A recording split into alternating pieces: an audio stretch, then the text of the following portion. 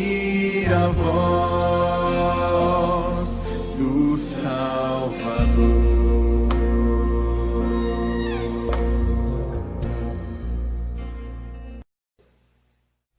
Eu quero ler com vocês João capítulo 13.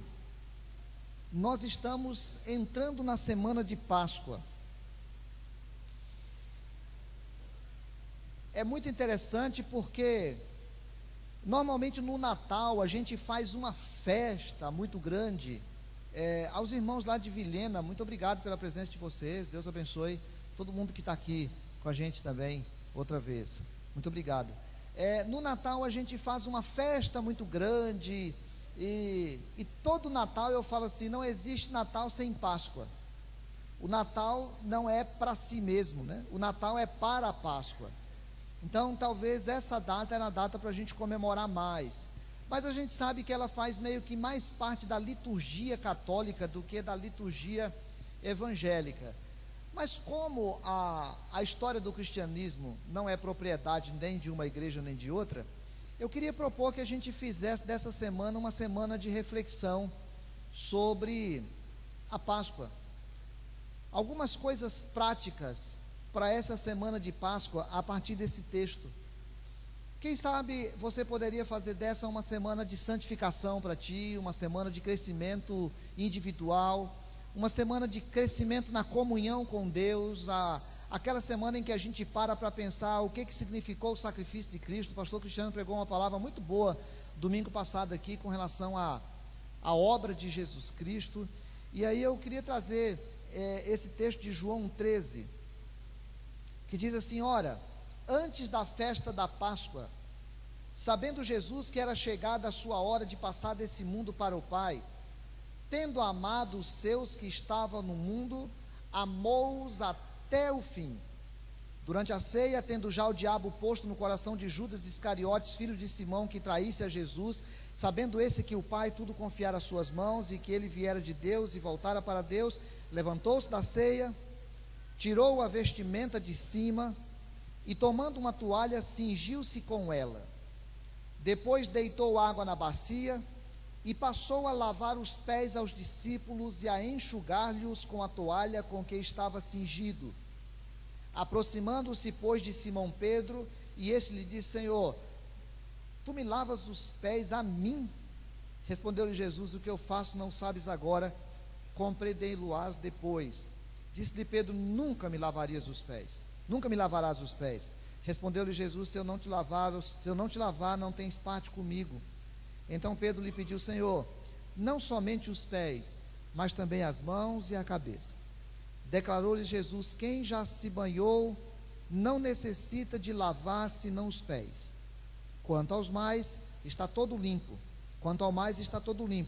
Ora, vós estáis limpos, mas não todos, pois ele sabia quem era o traidor. Foi por isso que disse: nem todos estáis limpos. Depois de lhe ter lavado os pés, tomou as vestes e, voltando à mesa, perguntou-lhes: compreendeis o que vos fiz? Vós me chamais o mestre e o Senhor, e dizeis bem, porque eu sou. Ora, se eu, sendo o Senhor e mestre, vos lavei os pés, também vós deveis lavar os pés uns dos outros, porque eu vos dei o exemplo para que, como eu vos fiz, façais vós também. Em verdade vos digo que o servo não é maior do que o seu Senhor, nem o enviado maior do que aquele que o enviou. Depois o texto vai fazer um outro caminho aqui. Domingo passado, domingo de manhã, esse último domingo, eu cheguei em Manaus. Manaus tem uma igreja presbiteriana, que é uma igreja grande, sei lá, milhares de membros, não sei quantos, 4 mil, 5 mil, não sei quantos membros lá, mas é uma igreja muito grande. E eu já fui a reuniões do Supremo Concílio da nossa igreja, que é o encontro maior da igreja, que inclusive vai ter agora em julho. Já tive o privilégio de ir algumas vezes, e na hora que a gente chega lá, encontra pastores e presbíteros, que eles são,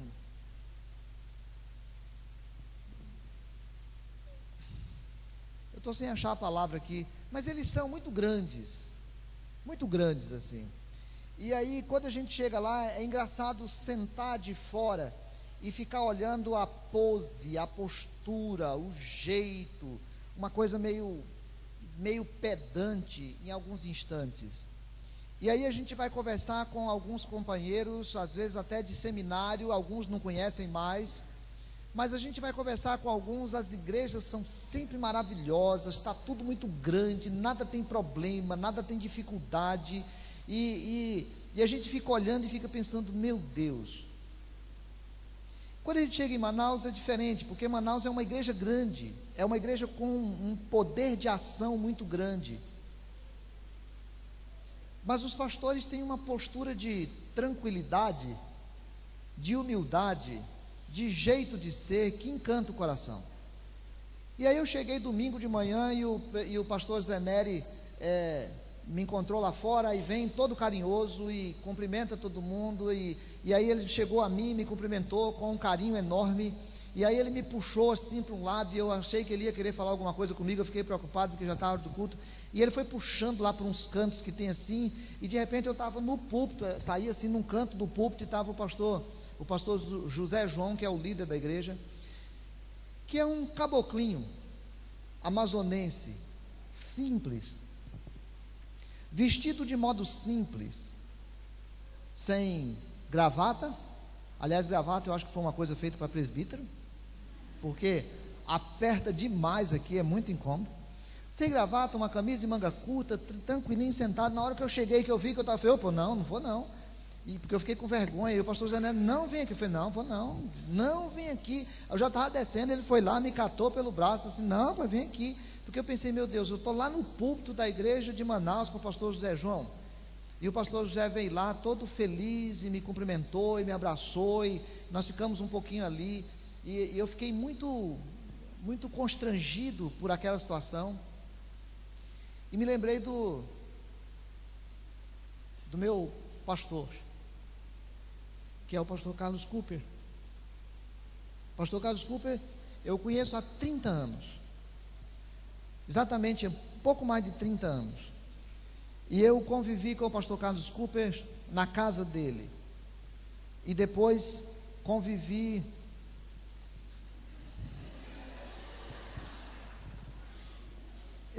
com o pastor Carlos Cooper na casa dele, e vi o pastor Carlos Cooper criar os seus filhos, e vi o pastor Carlos Cooper conviver com a sua esposa, e vi o pastor Carlos Cooper conviver com o conselho, com o presbitério, e vi o pastor Carlos Cooper acertar e errar, e vi o pastor Carlos Cooper me cuidar, garoto, sem família na igreja, e me cuidar como um filho na casa dele, me comprar meus primeiros livros, e me estimular para o seminário, e ajudar muito para o casamento, quando eu estava lá noivo com meus 18 anos, e convivi com um ser humano, e eu aprendi que um pastor precisa ser, antes de qualquer coisa, um ser humano.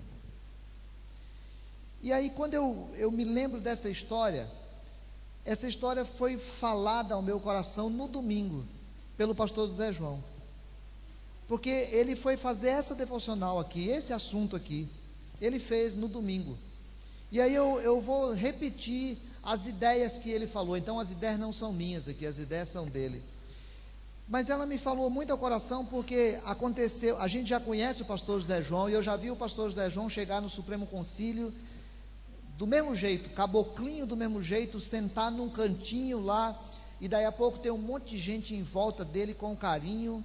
E aí quando eu vi o pastor José João pregar esse texto no domingo de manhã, na hora da devocional da ceia, e aí lembrei do pastor Carlos, e fiquei pensando essa semana, que eu queria que essa fosse uma semana para a gente poder repensar algumas coisas nossas diante de Deus.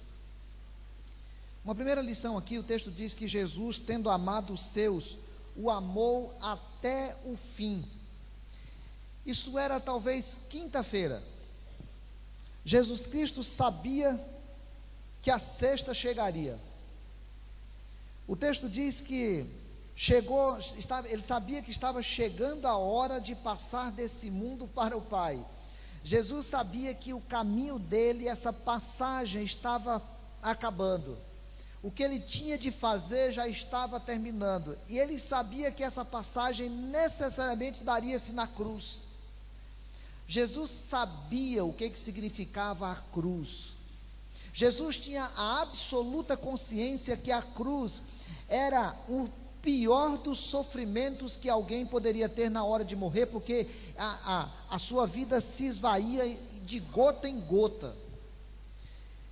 Mas mais do que isso, ele sabia que a cruz era o lugar da pior humilhação que um ser humano poderia ter naquele tempo, e ele teria que passar pelaquela dor e teria que passar por aquela humilhação. Mas mais do que isso, Jesus sabia que aquela cruz e aquela morte significava que ele estaria recebendo sobre si as culpas de todos nós. E Jesus sabia que ser fiel ao Pai implicava em passar pela cruz. E o texto diz que ele amou e amou até o fim. O fim aqui não significa tempo, significa totalidade. Ele os amou totalmente. Jesus está agora no final do seu ministério, e a Bíblia diz que ele estava amando cada um de nós totalmente. Jesus amou tudo o que tinha de amar. Quando ele estava na cruz, ele diz: o que eu tinha de pagar, paguei, está consumado. O que eu tinha de fazer por você, eu já fiz, porque eu não amei você mais ou menos. Eu não amei você condicionalmente. Eu não amei você porque você merece. Eu amei totalmente porque eu amei. O amor de Jesus é amor incondicional e amor total. Segunda coisa, Jesus está sentado na ceia. A ceia não é essa mesa que a gente tem aqui, onde uma pessoa fica em volta do outro. Alguma coisa mais no chão, a mesa mais baixa. Talvez uma altura de 0,5 metro, eles meio que deitados em torno dessa mesa, era o costume deles de comer. Jesus está ali naquele símbolo de comunhão, e toda uma série de coisas que acontecem no texto, nós não vamos trabalhar aqui, toda aquela situação de alguém que lhe trairia, tudo aquilo que estava passando na cabeça de Jesus. Jesus se levanta dali, tira a roupa de cima, talvez se fosse nós, tiraria o terno, dobraria a manga da camisa, ou algumas pessoas usam uma camiseta por baixo da camisa, tiraria a camisa e ficaria de camiseta. Enfim, Jesus tira a roupa de cima, aquele roupão que tinha, ele tira a roupa de cima, fica com a roupa que era mais grudada no corpo. E aí eu fico pensando o que os discípulos ficam vendo naquela hora. E ele cata uma toalha, enrola em torno de si. Os discípulos estão deitados com seus pés para trás. E aí Jesus vai fazer um gesto que só os empregados da casa faziam. Todas as vezes que alguém vinha da rua, no significado, no símbolo de trazer algum tipo de sujeira lá de fora, era preciso que o dono da casa lhe limpasse os pés, que o empregado da casa fosse lá e lavasse os seus pés. Então era o costume do empregado, aquele empregado mais simples, aquele de menor patente, aquele de menor condição. Jesus se levanta, vai lá, pega e começa a lavar os pés dos discípulos, que tinham um significado enorme, porque os pés era o símbolo daquilo que trazia toda a sujeira de fora para dentro.